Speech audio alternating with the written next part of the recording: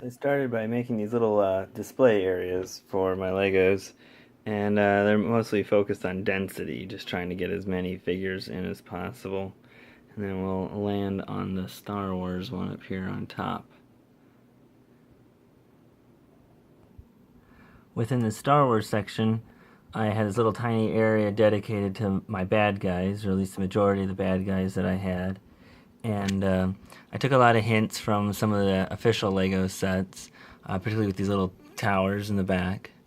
But with the little chair that the Emperor sits in, I really wanted to make a chair where I wouldn't have to take him out of his cape to get him in the chair, but not allow the chair to ruin his cape.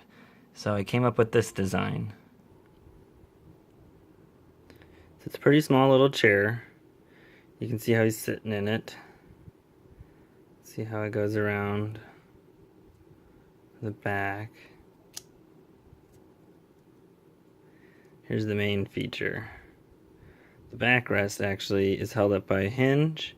The cape goes down in between some of these pieces while he's sitting, so the cape sits down below him.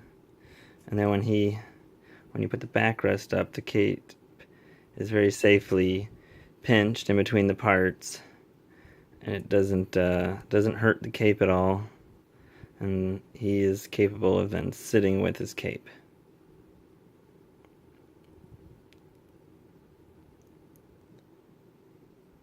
And now without the Emperor, I think the majority of you can piece this together just by seeing the parts I've used.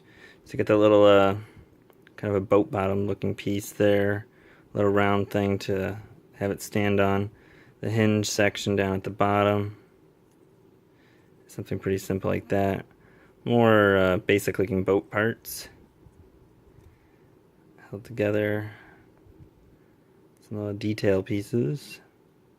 And then at the top he's got that little section that hangs out over his head a little bit. It's not going to be a perfect representation of his chair, but I'm pretty thrilled. Once again, here we have them all together with the Emperor and his chair in the background. I'll show you the seat folds back.